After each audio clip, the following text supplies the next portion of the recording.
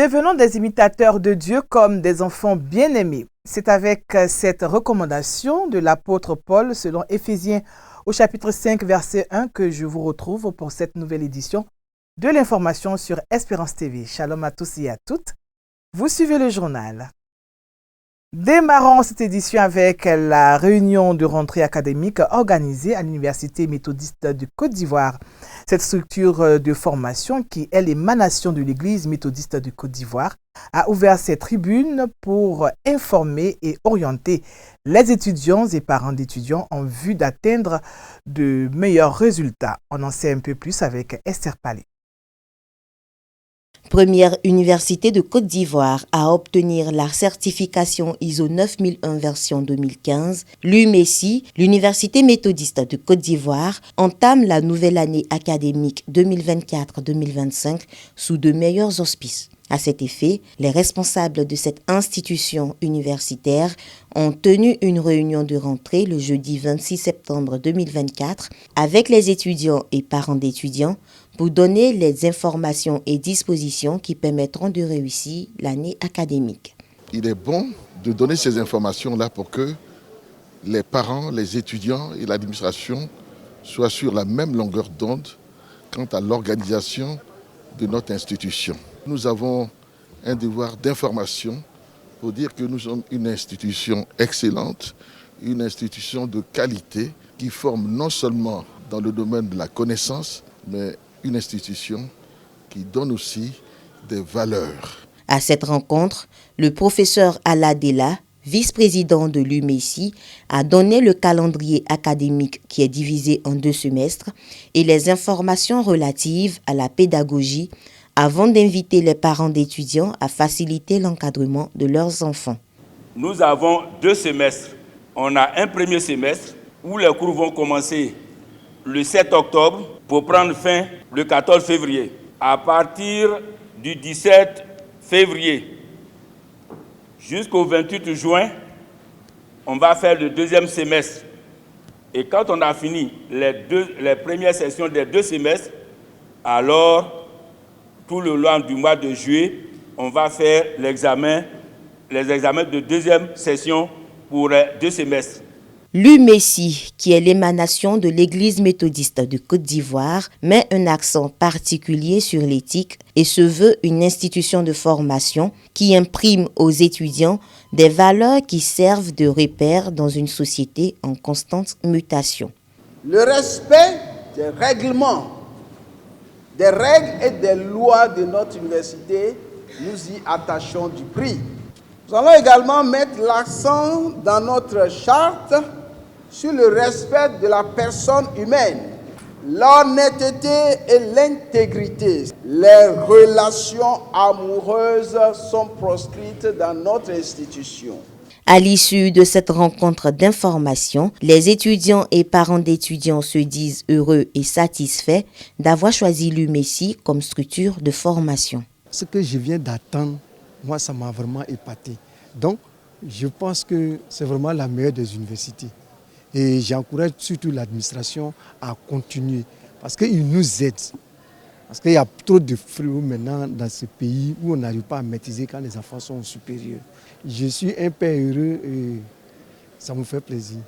Je vais me conseiller mes amis l'année prochaine, ceux qui ont des enfants, s'il faut les envoyer ici. Je compte sur l'université méthodiste pour vraiment former ma fille. Parce que, si on peut le dire, moi, mes enfants ont tous fait méthodiste. Il y a son petit frère aussi qui est au collège et elle est à l'université. Je compte sur vous pour la qualité surtout pour la qualité de la formation. Je suis heureuse de faire mon entrée académique de cette université car c'est non seulement une université qui m'a ouvert ses portes et je suis fière de commencer cette nouvelle expérience avec eux. En plus de la certification ISO 9001 version 2015, l'UMESI dispose d'un laboratoire de langue et d'infrastructures socio-éducatives favorisant l'épanouissement des apprenants. Ces diplômes sont reconnus par le ministère de tutelle et accrédités par le CAMES. Vous le savez, l'Église méthodiste de Côte d'Ivoire a célébré récemment la journée du soldat méthodiste. Pour les festivités, l'Organisation nationale des militaires et paramilitaires s'est rendue à Yamoussoukro où elle a mené plusieurs activités, notamment des causeries, débats, des défilés et même des visites touristiques pour marquer d'une pierre blanche cette célébration. On y revient avec Emmanuel Abalé. Comme à la piscine de Bethesda, les militaires et paramilitaires de l'église méthodiste de Côte d'Ivoire se sont tenus dans la présence de Dieu le vendredi 19 septembre 2024 dans le district de Yamoussoukro. Les militaires chrétiens doivent avoir une assurance puisqu'ils ne sont pas seuls dans ce combat. L'Éternel des armées, le Dieu de l'armée est avec eux. Et c'est bien lui qui murmure dans leurs oreilles en ces termes. Je suis avec vous tous les jours. Autour d'une table ronde le lendemain matin, au temple Jérusalem de Yamoussoukro, l'organisation des militaires et paramilitaires de l'église méthodiste de Côte d'Ivoire et leurs aumôniers ont réfléchi sur le thème de la journée, à savoir guerre et bruit de guerre, gardez-vous d'être troublés, extrait de Matthieu le chapitre 24. Les orateurs ont insisté sur les implications inhérentes à leur fonction, mais surtout à leur foi chrétienne. Tout ce qui reste à chacun de vous à faire, c'est d'appliquer, de mettre en application et de faire parler votre foi. Si vous faites parler votre foi, c'est ce qui va vous préserver de ces bruits et de ces guerres. Pour ceux déjà qui ont la foi au Christ, de garder leur foi intacte. Ça, c'est le message. Pour ceux qui ont déjà la foi en Christ, de garder la foi en Christ, tout faire pour que cette foi ne soit pas entendue. Et quand on va se retrouver dans des situations de comme, il faut se remémorer, se souvenir qu'on croit en quelqu'un, savoir Jésus-Christ. Un agenda bien aménagé qui s'est fait, non sans une partie éducative et de loisirs, par le passage à la basilique Notre-Dame de la Paix de Yamoussoukro, instruit sur la réalisation de ce joyau architectural, conçu par le président Feu Félix Houphouët-Boigny, dans un climat de paix. Le choix du district de Yamoussoukro a été apprécié tant sur les militaires que sur les responsables et les fidèles du district hôte. Cette structure d'organisation des militaires paramilitaires n'est pas vraiment ancré dans le district de Yamoussoukro. Et donc je pense que c'est une opportunité pour le district de Yamoussoukro déjà d'y penser. Il faut que le district y pense pour pouvoir installer cette organisation-là au sein du district de Yamoussoukro. Nous pouvons avoir un bagage intellectuel, un bagage militaire, mais demeurer sous l'abri du Très-Haut est l'essentiel. Les militaires et paramilitaires de l'église méthodiste de Côte d'Ivoire ont adressé des cantiques en l'honneur de l'Éternel des armées lors de la soirée de louange en compagnie de la chorale liturgique du temple Jérusalem de Yamoussoukro.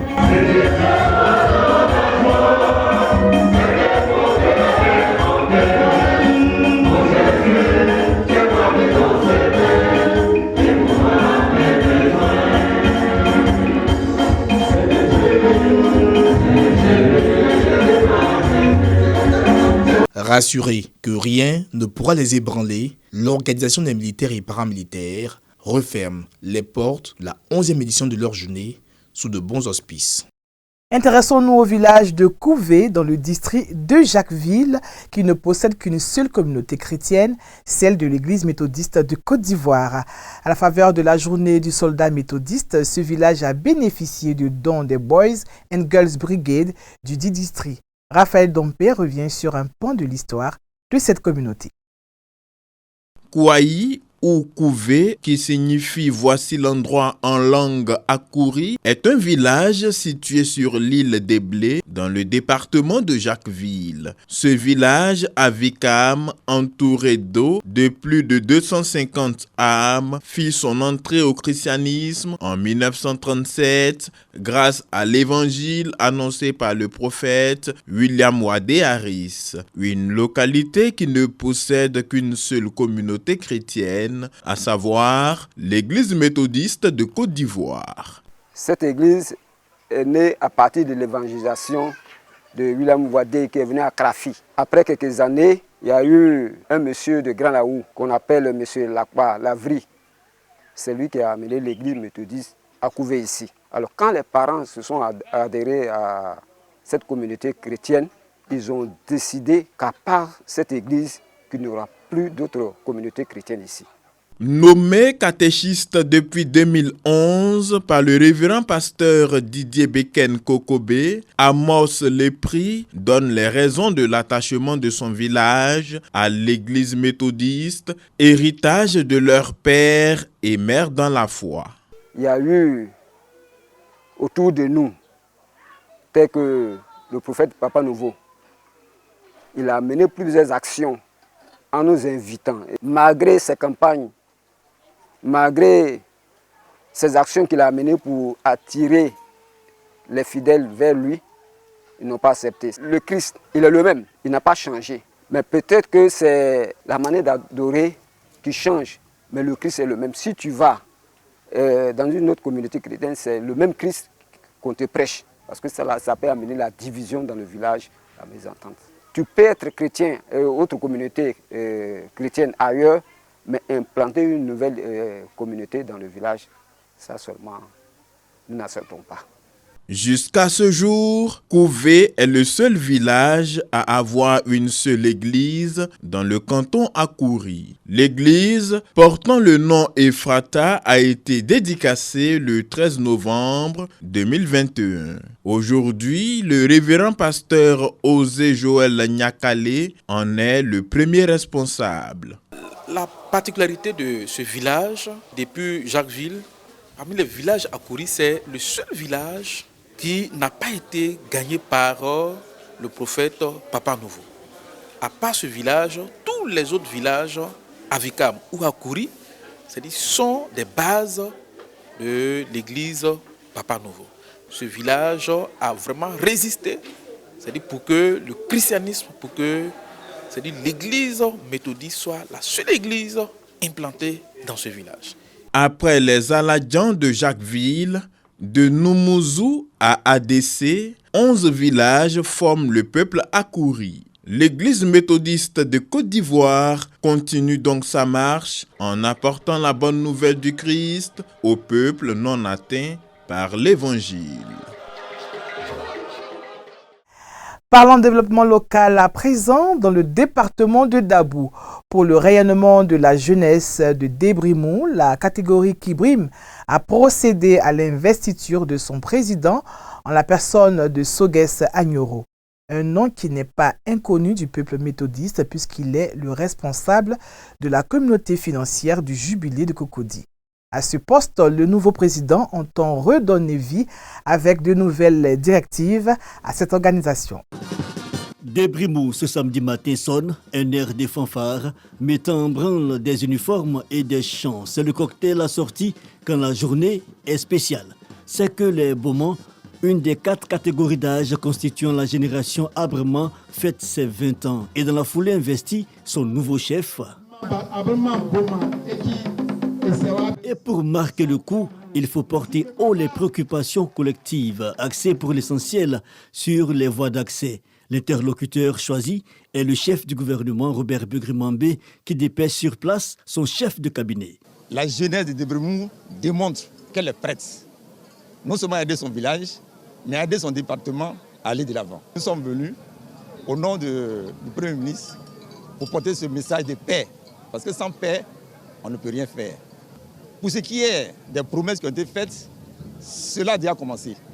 Je ne veux pas rentrer dans les détails. Des détails somme toute notés par le nouveau chef des Abrements Beaumont, Soguès Agnero, qui prêche avant tout l'union. D'abord, la position du goudron qui a fait déjà route sur Débrimou, qui va continuer jusqu'à Kradio. Ça fait partie de nos doléances. Et j'ai toujours dit à la jeunesse qu'il faut parler un même langage. Et c'est ce que nous avons commencé.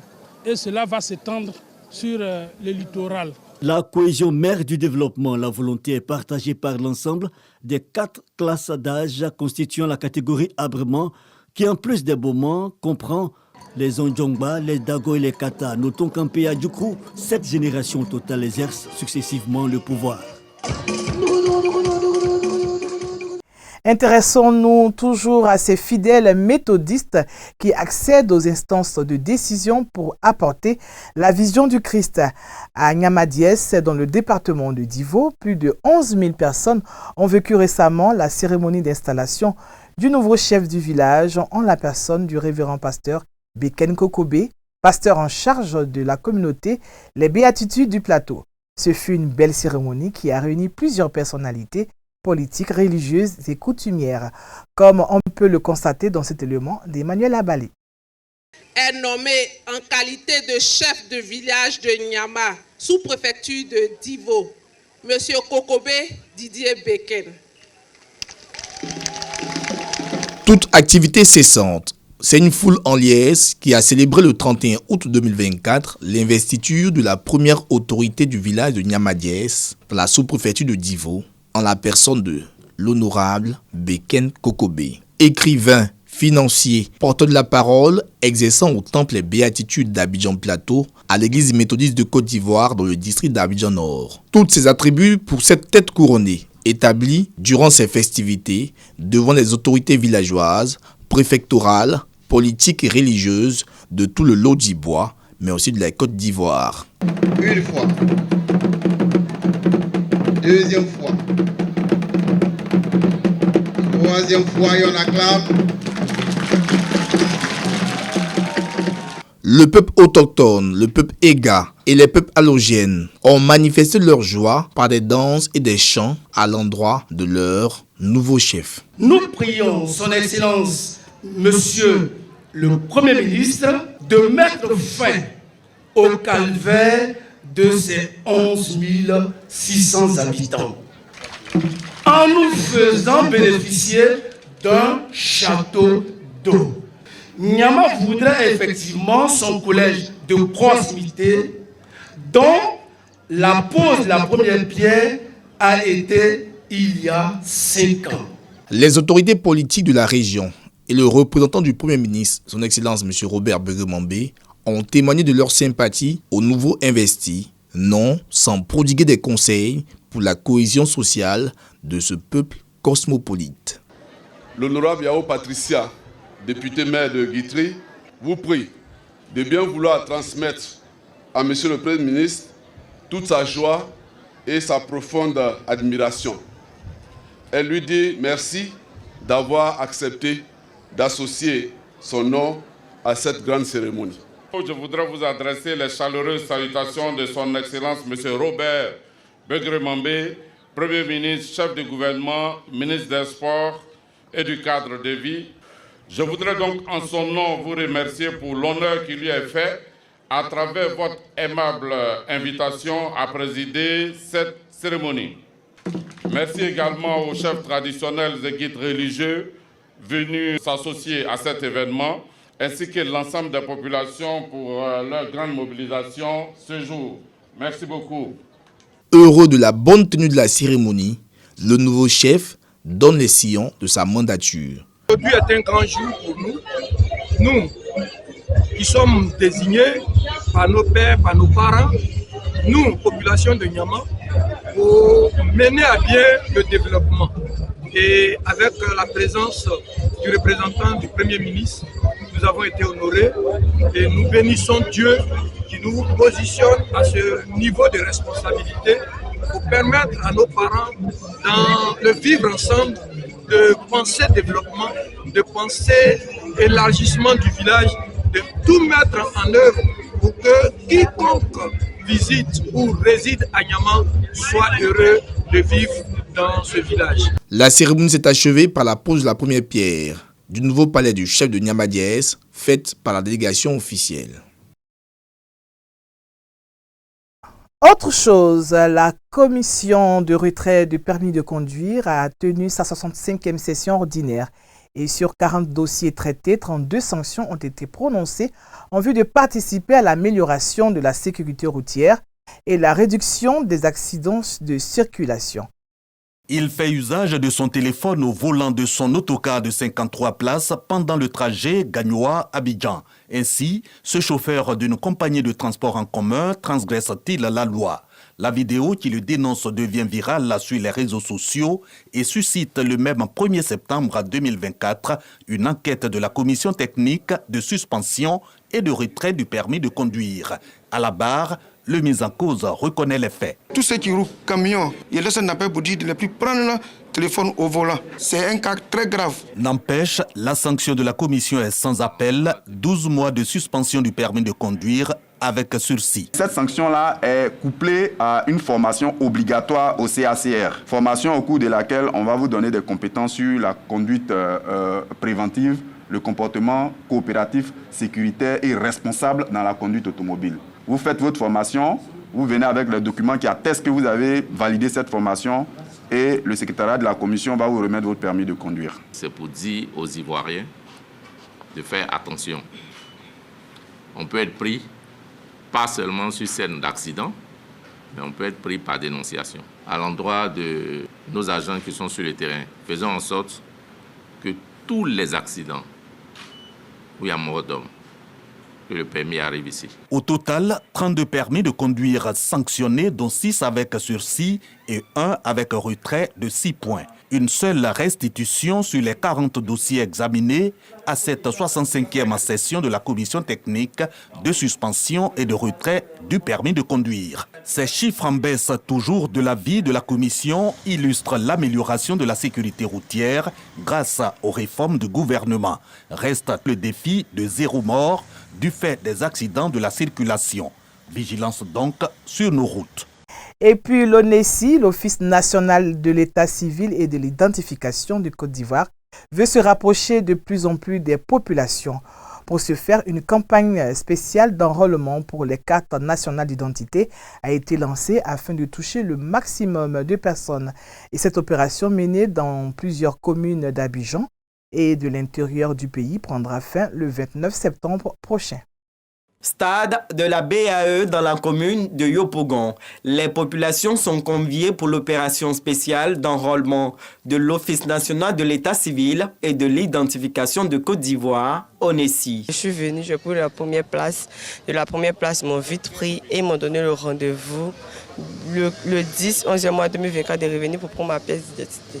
Les demandeurs s'exécutent aux différentes étapes de la procédure, le tout sous l'œil vigilant du superviseur régional. La moyenne par rapport à lorsque nous sommes au bureau, où on prenait 200, 250, là nous sommes à moyenne à 350, 450 personnes que nous prenons par jour. À Abobo, les habitants de la commune, eux aussi, répondent à l'appel de l'ONESI. Dans la cour de la mairie, les agents enrôleurs sont à la tâche pour satisfaire les requérants. Les dossiers à fournir pour la nouvelle demande, c'est l'extrait de date de naissance, moins de 2 ans, le certificat de nationalité, moins de 2 ans, la pièce de l'un des parents bien lisible, si c'est en photocopie ou physique, et puis le reçu de paiement qui se fait en ligne. Koumassi, point de chute de cette journée de visite d'espace aménagé pour les enrôlements. Moins d'affluence que dans les 2 premières communes. La directrice des opérations lance un appel. Aujourd'hui, quand nous faisons la carte nationale d'identité avec des documents en règle, la CNI est établie dans maximum 10 jours. Donc j'invite véritablement les populations à se rapprocher de nos centres ou à contacter notre call center, le 1340, pour toute information concernant leur CNI. Aussi pour ceux qui sont dans des groupes organisés, ils peuvent envoyer un mail à demande@onesi.ci ou demande de retrait@onesi.ci et l'ONESI enverra une équipe vers elles pour prendre en charge leurs préoccupations. L'opération spéciale d'enrôlement de l'ONESI s'étend jusqu'au dimanche 29 septembre prochain. En plus du district autonome d'Abidjan, la ville de Divo, dans le Lodjibois, accueille également la campagne. Hors de nos frontières, depuis quelques jours, au nom du chef de l'État Alassane Ouattara, le vice-président Temoko Meïlet Kone prend part à la 79e session générale de l'ONU à New York. Une rencontre au cours de laquelle les dirigeants des pays se penchent sur les questions d'actualité dans le monde. Le débat général de la 79e session ordinaire de l'Assemblée générale de l'Organisation des Nations Unies. ouvert à New York, aux États-Unis. Au nombre des délégations venues des 4 coins du monde pour y prendre part, figure la délégation ivoirienne conduite par le vice-président de la République, Thiemokome Eliet-Kone. Le thème de cette 79e session ordinaire de l'Assemblée générale de l'Organisation des Nations Unies, ne laisser personne de côté, agir ensemble pour la paix, le développement durable et la dignité humaine des générations présentes et futures. Une cérémonie d'ouverture marquée par la présentation du rapport annuel d'activité du secrétaire général de l'ONU, Antonio Guterres, dans lequel il dépeint un tableau sombre de l'avenir de la planète et invite les dirigeants à agir sans délai. Son constat de l'évolution du monde est le suivant: les divisions géopolitiques continuent de s'aggraver, la planète continue de se réchauffer, les guerres font rage avec l'apparition de nouvelles armes et une résurgence des menaces nucléaires. Face à ces défis sans précédent et qui exigent des solutions mondiales, Antonio Guterres invite les États membres de l'ONU à s'approprier les décisions du sommet de l'avenir, organisé en prélude au débat général, pour notamment réformer l'ONU et revitaliser le multilatéralisme. Premier intervenant sur la liste au cours du débat général, le président brésilien Lula da Silva. Pour lui, la réforme de l'ONU s'impose pour mieux affronter les défis actuels et futurs. Il exhorte ses pairs à ne pas attendre une nouvelle tragédie mondiale, à l'image de la Seconde Guerre mondiale, avant de mettre en place un nouveau modèle de gouvernance.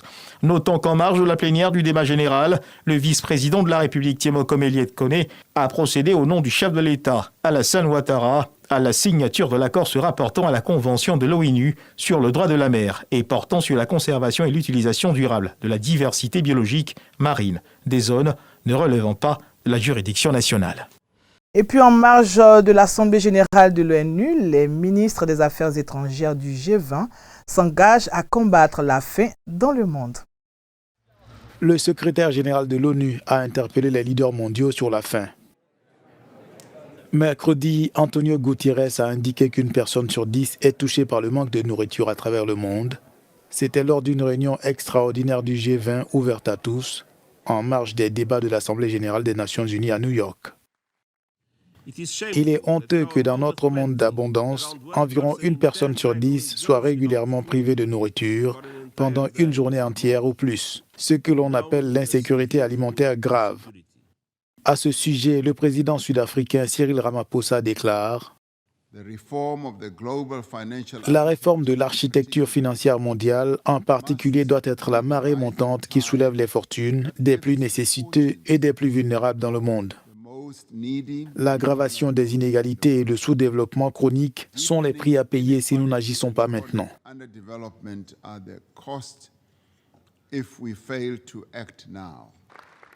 Même son de cloche chez le président du Brésil, Lula da Silva, qui propose l'imposition des pays riches afin de réduire les inégalités.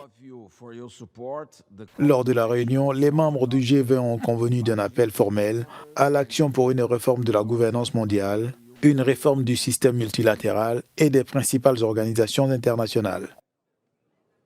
Dans l'État de Californie, toujours aux États-Unis, une loi signée des mains du gouverneur Gavin Newsom oblige la Californie à s'excuser pour l'esclavage perpétré sur les Noirs américains.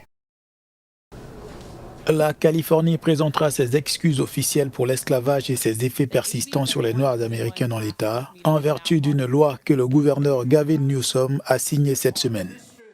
La loi fait partie d'un ensemble de projets introduits cette année pour la réparation des décennies de politique qui ont conduit à des disparités raciales contre les Afro-Américains. Le gouverneur a également approuvé des textes visant à améliorer la protection des athlètes contre la discrimination capillaire et à renforcer la surveillance de l'interdiction des livres dans les prisons de l'État. Gavin Newsom a signé les projets de loi après avoir opposé son veto à une proposition d'indemnisation de la part du gouvernement. La Californie est entrée dans l'Union en tant qu'État libre en 1850. Elle a sanctionné l'esclavage, mais approuvé des politiques et pratiques qui empêchaient les Noirs d'accéder à la propriété et de créer des entreprises. Voilà qui met un terme à ce journal, mais avant de nous quitter, retenons que ce dimanche 29 septembre 2024, l'Église méthodiste Côte d'Ivoire célèbre la journée de la Croix Bleue. Et cette année, c'est le district Abidjan Sud qui accueille les festivités officielles autour du thème « Serviteur imprudent ». Celui qui mange et boit avec les ivrognes. Merci de votre aimable attention. Bonne suite de programme sur Espérance TV. Que Dieu vous bénisse. Shalom.